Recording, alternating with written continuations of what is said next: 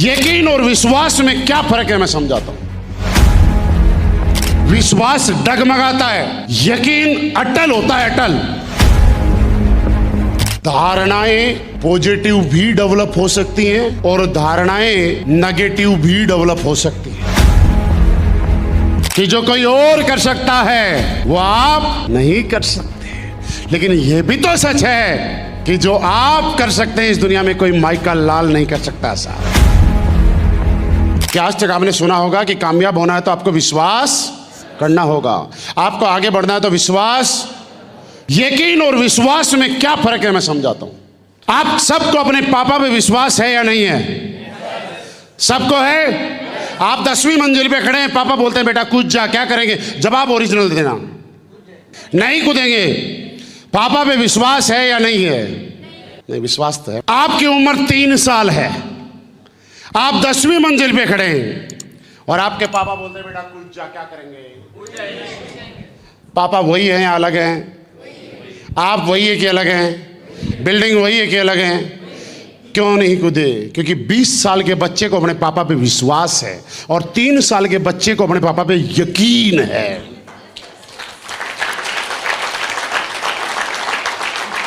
दुनिया में किसी माइकल लाल की हिम्मत नहीं है कि किसी का यकीन को तोड़ के दिखा दे, लेकिन विश्वास कभी भी अटल नहीं होता। ऐसा कैसे बताता हूं। जब आप बीमार होते हैं किसके पास जाते हैं? 7 दिन आराम नहीं आया, फिर क्या करते हैं? डॉक्टर चेंज करते हैं। फिर 7 दिन आराम नहीं आया, क्या करते हैं? फिर 7 दिन आराम नहीं आया, क्या करते हैं? डॉक्टर चेंज करते हैं। डॉक्टर पे विश्वास था या नहीं था? विश्वास था, क्योंकि डॉक्टर MBBS MD है। लेकिन आपकी आस्था, श्रद्धा, समर्पण जिस भी भगवान, अल्लाह, गॉड, वाहे गुरु में है, जिस भी आप मंदिर, मस्जिद, गुरुद्वारे जाते हैं और वहां पे आप नतमस्तक होते हैं, कोई मुराद मांगते हैं और आपकी 15 दिन तक कोई मुराद पूरी नहीं हुई, तो आपका मंदिर, मस्जिद, गुरुद्वारे से विश्वास उठता है क्या? आपका डाउट पैदा होता है क्या? 1 साल तक कोई मुराद पूरी नहीं हुई, फिर भी यकीन अटल रहता है ना।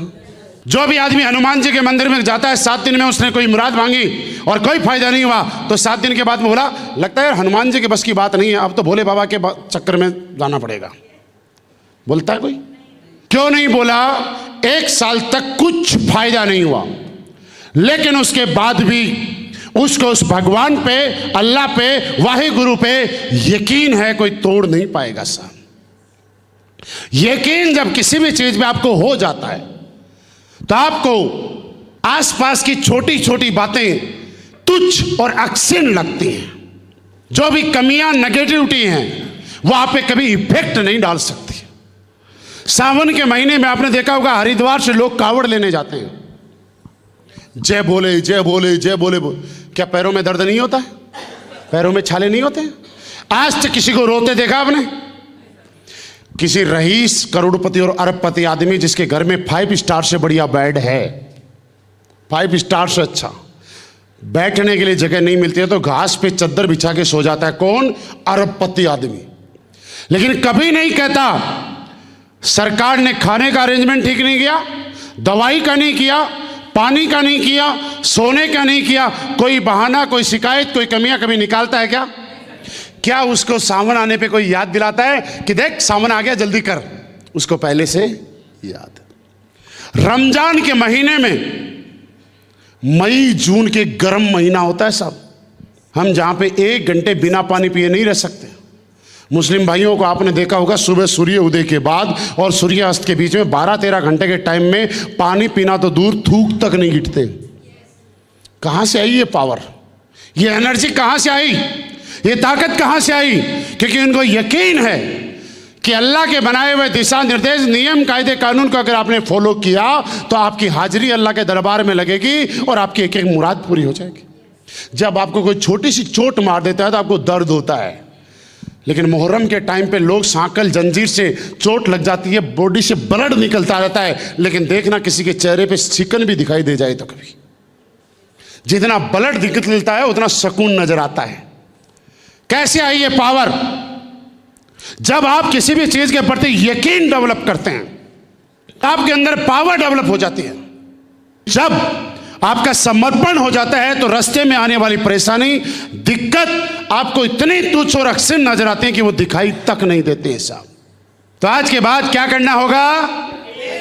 यकीन। मेरा सवाल क्या था कि डायमंड बनना चाहते हैं, बन सकते हैं तो बनेंगे क्यों नहीं?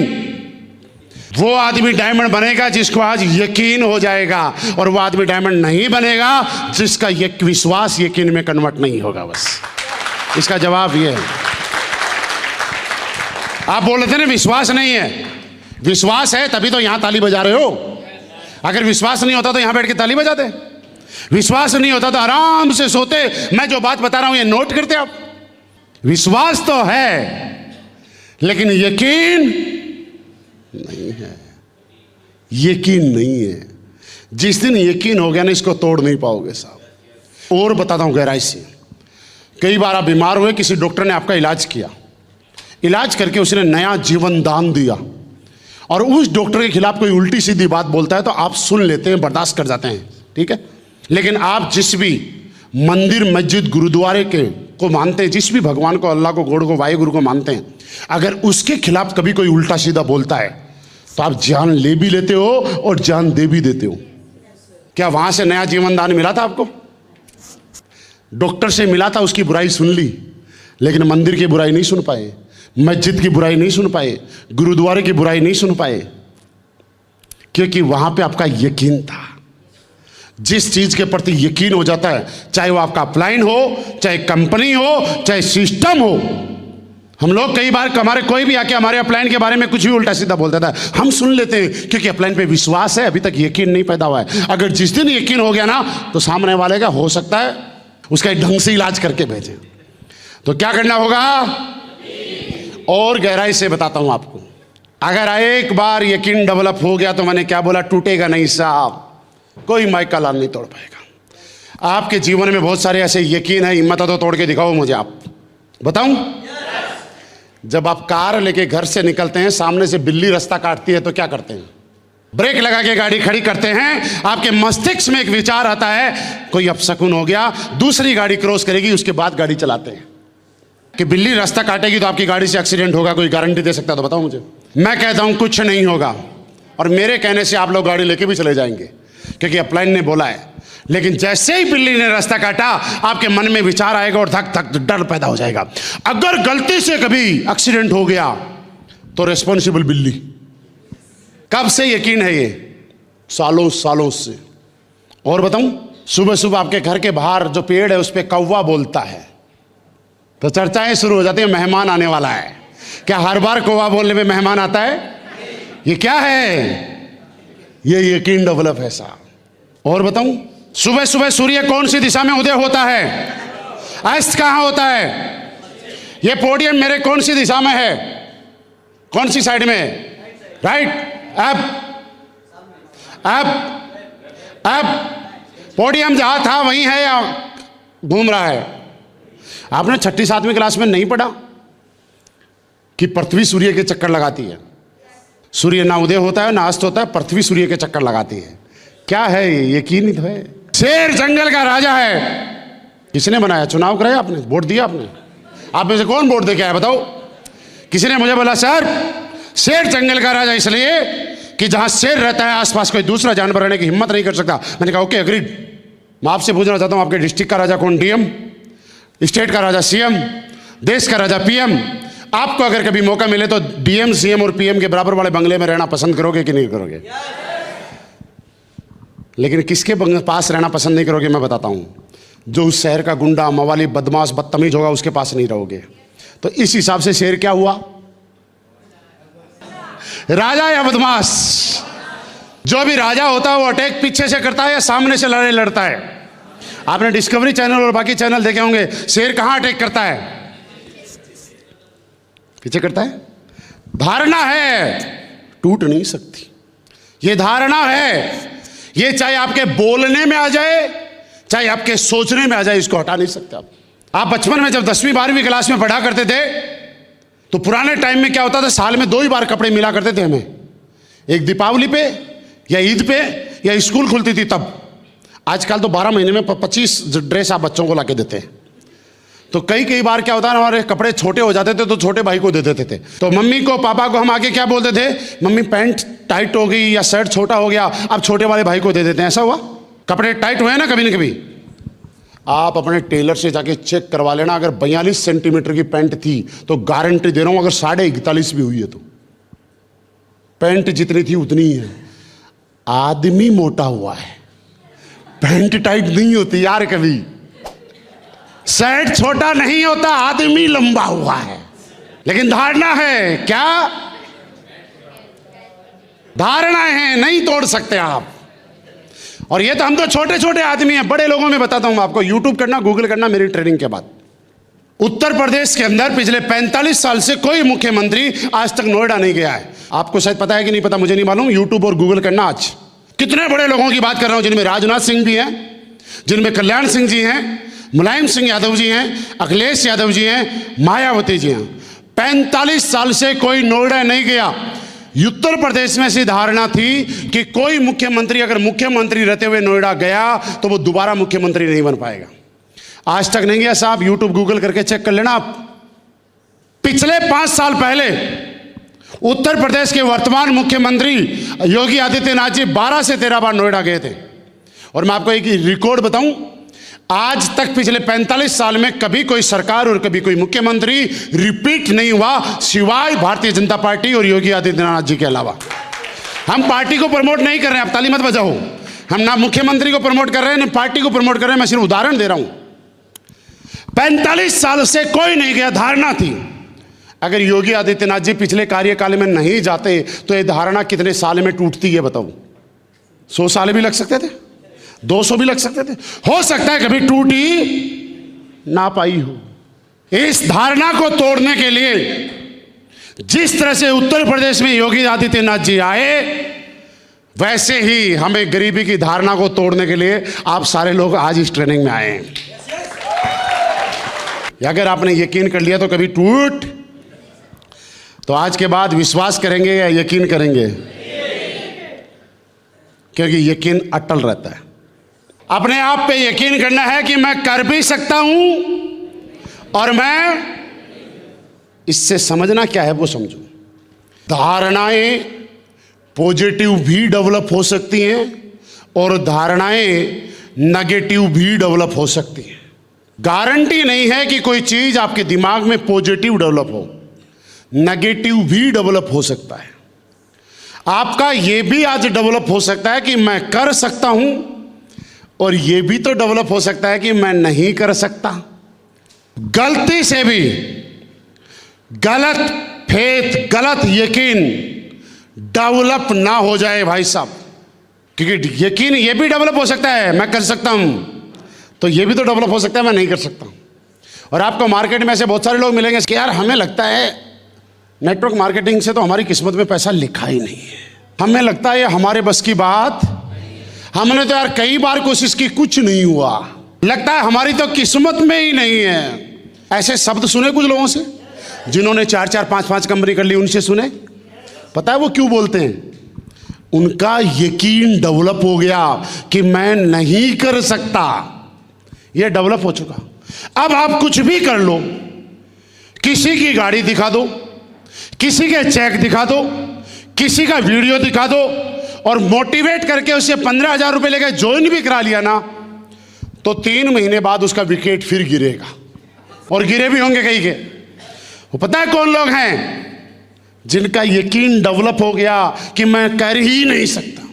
मेरे दोस्त, मैं आज आपको यह बताने आया हूं कि गलती से भी कभी अपने दिमाग में गलत यकीन डेवलप मत कर लेना। और गलत यकीन डेवलप कैसे होता है वो मैं बताऊंगा। आज के बाद अगर आप चाहते हैं कि कभी गलत यकीन डेवलप ना हो, तो एक काम करना, अपनी तुलना कभी किसी के साथ मत करना। इस दुनिया में 800 करोड़ लोग हैं, आज तक किसी के फिंगरप्रिंट और आंखों के रेटिना आज तक मैच नहीं किए हैं। इसका मतलब ऊपर वाले गॉड, वाहे गुरु अल्लाह ने आपको बड़ा सोच समझ के किसी न किसी मिशन के लिए इस धरती पे भेजा है। एक आदमी अपनी तुलना जब किसी और के साथ करता है तो सबसे पहले वो डाउट अपने ऊपर नहीं करता, सबसे पहला डाउट वो उस पे करता है जिसकी उसने लॉन्चिंग की है, जिसने उसको बनाया है। वो अपने ऊपर कभी डाउट मत करना। मेरा अपलाइन तो बढ़िया बोल सकता है, मेरा अपलाइन अच्छा प्लान दे सकता है, मेरा अपलाइन अच्छी ट्रेनिंग दे सकता है, मेरा अपलाइन अच्छी बात कर सकता है, मेरे अपलाइन की पर्सनैलिटी अच्छी है, मेरे अपलाइन की बोलचाल अच्छी है। जीवन में अपनी तुलना कभी किसी के साथ मत करना। ये सच है कि जो किसी और में है वो आप में नहीं है, लेकिन ये भी तो सच है कि जो आप में है वो किसी और में नहीं है। ये सच है कि जो कोई और कर सकता है वो आप नहीं कर सकते, लेकिन यह भी तो सच है कि जो आप कर सकते हैं इस दुनिया में कोई माइका लाल नहीं कर सकता साहब। आपके पास जो चीज है उसी को डेवलप करो, मत करो किसी के साथ तुलना, क्योंकि जब जब आप अपनी तुलना किसी और के साथ करोगे तो आपको एक ऐसी बीमारी लग जाएगी जिस बीमारी का कोई इलाज नहीं है। जब एक इंसान अपनी तुलना किसी और के साथ करता है तो उसके मस्तिष्क में, दिमाग में एक बीमारी का आगमन हो जाता है और उस बीमारी का नाम है हीन भावना। हीन भावना से ग्रसित आदमी जीवन में कभी कुछ नहीं कर सकता। हीन भावना का मतलब यह है कि आदमी अपनी नजरों में अपने आप को छोटा समझता है, अपनी ही नजरों में अपने आप को कमजोर समझता है, अपनी ही नजरों में अपने आप को नाकाबिल समझता है। गलती से भी कुछ भी हो जाए दोस्त, हीन भावना अपने दिमाग में घुसने मत देना। और जैसे ही आपको लगे कमजोर हो, तो एक बात और बता रहा हूं, कभी किसी को इतना कॉपी करने की कोशिश मत करना कि अपनी वास्तविकता ही खत्म कर दो। ओरिजिनल लोहा सोने की फोटोकॉपी से महंगा होता था और महंगा ही होता है। ओरिजिनल लोहे की कीमत सोने की फोटोकॉपी से ज्यादा होती है। आप भले ही लोहा हो, लोहा ही रहो, उसी को डेवलप करो, लेकिन सोने के फोटोकॉपी करने की कोशिश, ना तो लोहा रह पाओगे और ना कभी सोना।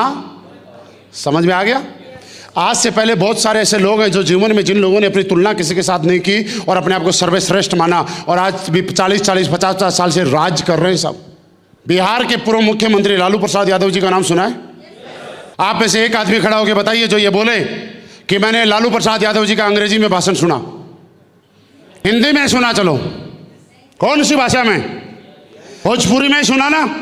लोकसभा में मंत्री भी रहे, सांसद भी रहे, रेल मंत्री भी रहे। उनके बराबर में जो सांसद बैठता था ना, 1 घंटे, हार्वर्ड यूनिवर्सिटी में पढ़ा हुआ सांसद 1 घंटे तक अंग्रेजी में लगातार भाषण देता था। हीन भावना तो सबसे पहले लालू प्रसाद यादव को आनी चाहिए कि यार क्या अंग्रेजी बोल रहा है, कितना बढ़िया बोलता है, मैं भोजपुरी बोल रहा हूं, मेरा कैरियर तो है ही नहीं राजनीति में, ये बहुत बड़ा बनेगा।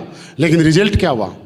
45-50 सालों से बिहार की राजनीति आज भी लालू प्रसाद यादव के चारों ओर घूमती है, लेकिन वो सांसद जो बराबर में बैठा था और अंग्रेजी डिलीवर कर रहा था, 5 साल के बाद दोबारा संसद में नहीं आ पाया। सही है या गलत है? क्योंकि लालू प्रसाद यादव उनको सेल्फ यकीन था कि मैं बात बोलूंगा चाहे भोजपुरी चाहे लोकल, लेकिन जनता के मुद्दों को लेकर जनता के दिल तक जाऊंगा और जनता मेरे साथ जुड़ी और आज भी राज कर रहे हैं साहब। जीवन में अगर कभी भी कोई काम आपकी इच्छा के अनुसार नहीं हो रहा हो, आपकी उम्मीद के अनुसार नहीं हो रहा हो, तो आप खुश रहा करो। ये बात सही है कि एक आदमी हमेशा खुश कब रहता है? वैसा होता है जैसा वो चाहता है। लेकिन अगर कभी जैसा चाहते हो वैसा ना हो तो और ज्यादा खुश रहा करो, और ज्यादा मस्त रहा करो। जीवन में एक आदमी सबसे ज्यादा हारता कब है, कमजोर कब पड़ता है, टूटता कब है? परिवार वाले साथ ना दें और खुद से हार जाता है। और जीवन में एक आदमी सबसे ज्यादा टूटता, सबसे ज्यादा हारता तब है जब किसी से की गई अनइथिकल और इथिकल कोई भी उम्मीद टूटती है। जब वो किसी से भी कोई उम्मीद करता है और वो उम्मीद धोखा दे जाती है। आदमी कभी धोखा, हम बोलते हैं यार आदमी ने धोखा दे दिया, मुझे इनसे 20,000 रुपये चाहिए, ठीक है, और इन्होंने नहीं दिए तो मैं क्या बोलूंगा? आदमी ने धोखा दे दिया। आदमी धोखा कहां दे रहा है? मुझे एक्सपेक्टेशन थी, मुझे उम्मीद थी कि मुझे 20,000 रुपये देंगे, और मेरी उम्मीद टूट गई तो मैं धोखा दे दिया। आदमी धोखा नहीं देता है, आदमी किसी से की गई जायज या नाजायज जो भी जैसी भी है, जो उम्मीद जब टूटती है तो आदमी टूटता है, कमजोर पड़ जाता है। आपको मजबूत बनाने के लिए मैं बताना चाह रहा हूं कि आप जब भी किसी के पास गए, कब टूटा? जब से ये मेरे सगे चाचा के लड़के हैं और मैं प्लान देने गया, मुझे मालूम है दुनिया में मुझे कोई भी नकार सकता है, ये आदमी मुझे कभी ना नहीं कर पाएगा। लेकिन जब ये आदमी मुझे ना करता है तो मुझे लगता है कि शायद ये बिजनेस सही नहीं है यार। मुझे टूट जाता हूँ, हार जाता हूँ, कमजोर पड़ जाता हूँ। मेरे पास से 140 करोड़ लोग मुझे छोड़ के चले जाएं, लेकिन एक आदमी पे मेरे ऊपर मेरे से ज्यादा यकीन है मुझे कि पूरी दुनिया मेरे खिलाफ हो सकती है, लेकिन एक आदमी है जो मुझे छोड़ के नहीं जा सकता, और वो जिस दिन बिजनेस में मुझे छोड़ के जाता है उस दिन मैं टूट जाता हूं। सही बोल रहा हूं? मैं आज आपको बताना चाहता हूं कि जो होता था वो अच्छा होता था, होता है वो अच्छा होता है, और होगा वो, क्योंकि वो हमारी मर्जी से नहीं, उसकी मर्जी से हो रहा है।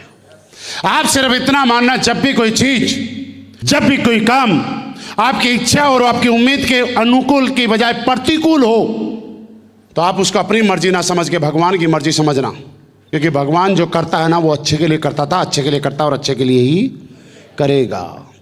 पुरानी एक कहानी बताता हूँ, कहानी नहीं, रियल स्टोरी है। डॉक्टर एपीजे अब्दुल कलाम साहब का नाम सुना आपने? उनकी किताब है, उनकी आत्मकथा, उसमें कभी मौका मिले तो पढ़ लेना आप भी। तमिलनाडु के रहने वाले थे, बहुत गरीब परिवार से थे, तकरीबन सारे लोग जानते हैं। पापा मछुआरे थे उनके, लेकिन कलाम साहब का ड्रीम था कि भारतीय वायुसेना के अंदर पायलट बनना। और हर आदमी का अपना अपना सपना होता है, किसी का बाइक चलाना, साइकिल चलाना, कार चलाना, रेसिंग कार चलाना। उनका सपना था कि मेरा को भारतीय वायुसेना में फाइटर जेट उड़ाना है, और कई बार ट्राई किया। देहरादून एनडीए से उनके पास कॉल लेटर आता है, लेकिन संयोग से उनके पास इतने पैसे नहीं थे कि वो देहरादून तक चले जाएं। तो कुछ उधार पे पैसे लिए, कुछ ब्याज पे पैसे लिए, इधर उधर से कैसे जैसे करके, और किराए का अरेंजमेंट करके तमिलनाडु से देहरादून पहुंच गए। देहरादून में 25 लोगों को बुलाया गया उस फाइनल राउंड के लिए, और 25 में से 8 लोगों का सिलेक्शन हुआ साहब। और बात यह नहीं कि 8 का हुआ, 9वां नंबर कलाम साहब का था। अगर किसी का 12वां नंबर होता है बर्दाश्त कर जाएगा, 18वां नंबर होता है बर्दाश्त कर जाएगा, 22वां नंबर होता है बर्दाश्त कर जाएगा, 25वां नंबर होगा बर्दाश्त कर जाएगा। लेकिन सोच के देखो, जो बिल्कुल पॉइंट पे खड़ा हो, 8 का सिलेक्शन हो गया, जिसका 9वां नंबर हो, उसके लिए बर्दाश्त करना इतना आसान? कलाम साहब खुद बताते हैं कि इस घटना ने मुझे झकझोर दिया, मुझे बुरी तरीके से तोड़ दिया, और मैं जिंदगी से हार गया, उम्मीद हार गया, और मुझे लगा कि अब जीने लायक कुछ नहीं बचा, अब आत्महत्या के अलावा कोई ऑप्शन नहीं है।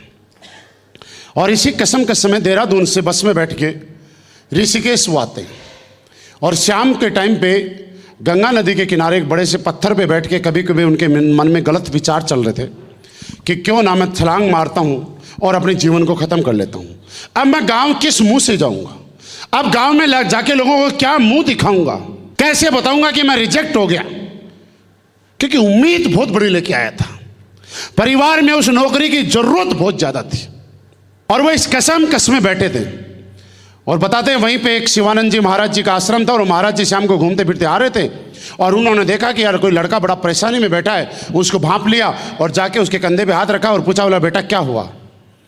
उन्होंने अपनी सारी आपबीती बताई और बताया कि महाराज जी अब मेरा मन कर रहा है कि मैं आत्महत्या कर लेता हूँ, क्योंकि अभी जीने जैसा कोई मतलब बचा नहीं। दोबारा से उनके कंधे पे हाथ रखते हैं शिवानंद जी महाराज और बोलते हैं, बेटा तू ऊपर वाले पे यकीन कर, अगर आज तेरे को यहाँ पे रिजेक्ट किया है तो ऊपर वाले ने इससे भी किसी बड़े पद के लिए तुझे सिलेक्ट किया हुआ है। तू मेहनत कर और लगातार लगा रहे, एक दिन वो पद तेरी जिंदगी में आएगा। और आया वो वक्त, आया वो समय, और वही रिजेक्टेड इंसान एक दिन देश का नाम पूरी दुनिया में किया। उसी रिजेक्टेड इंसान ने देश को सबसे बड़ा सफल राष्ट्रपति के रूप में राज किया। मैं आपसे एक सवाल जानना चाहता हूं, जवाब देना। उस समय के हिसाब से कलाम साहब के साथ सही हुआ कि गलत हुआ? जवाब सोच के दो। उस समय के हिसाब से सही हुआ कि गलत हुआ? लेकिन वास्तव में सही हुआ कि गलत हुआ? सही हुआ ना? तो मेरे दोस्त, अगर जीवन में कभी भी कोई आपके साथ ज्वाइन ना करे और ज्वाइन करके आपको छोड़ के भाग जाए, नकार के चला जाए, दुत्कार के चला जाए, गाली दे के चला जाए, तो ऊपर वाले को धन्यवाद देना कि हे भगवान, मुझे लग रहा है गलत हो रहा है, लेकिन सोच समझ के किया है, कोई अच्छा हो रहा है इसलिए इसको निकाला है यहां से।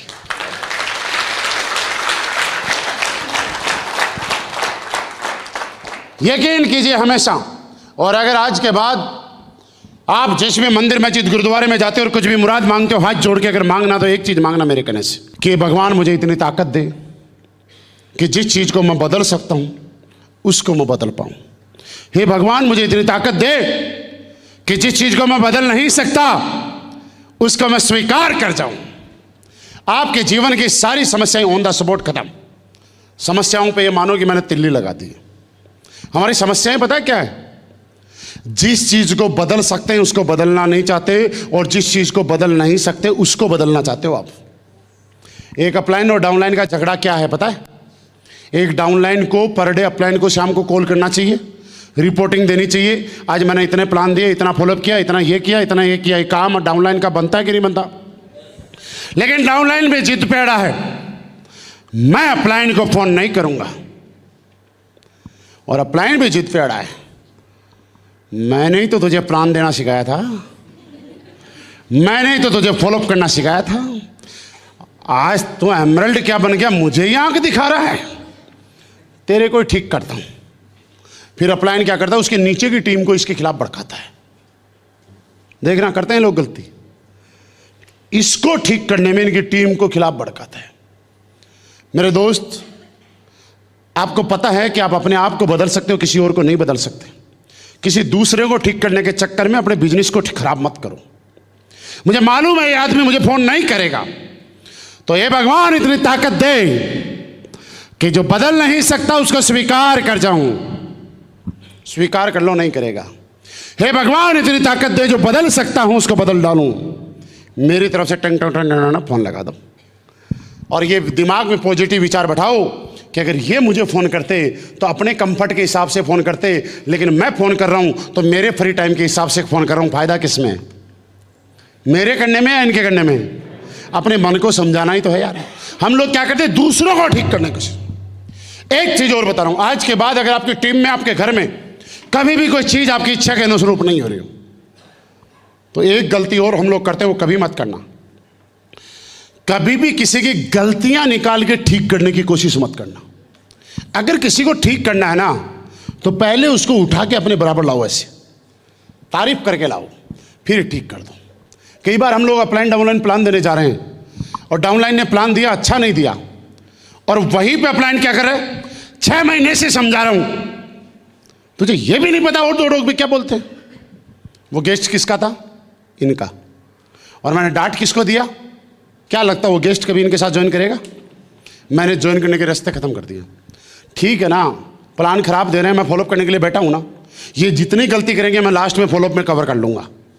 जैसे ही बाहर आए कंधे पे हाथ रखो, वाह यार क्या प्लान दिया तूने। आपका प्लान सुन के तो ना मेरा दोबारा ज्वाइनिंग लेने का मन कर रहा था। क्या सा, और मुझे नहीं लगता इतना शानदार प्लान किसी को देने के बाद कोई मना कर सकता है। बस आपने जो ऑर्थोडॉक्स पे बात बोली थी ना, उसको थोड़ी सी चेंज कर लेना, हो गया काम। अब इसको खराब करके इनकी कमियां बताने की जरूरत क्या है यार। ज्यादातर लोग यहां पे, कौन बोल रहा था घर वाले सपोर्ट नहीं करते? घर को भी ठीक करने का तरीका बताता हूं आपको। ज्यादातर लोग क्या करते हैं, बड़ी उम्मीद के साथ जाते हैं कि घर में जैसे ही घुसेंगे उनकी वाइफ बढ़िया सी अदरक और इलायची वाली चाय पिलाने वाली है, उनको बढ़िया से तड़के वाली दाल मिलने वाली है।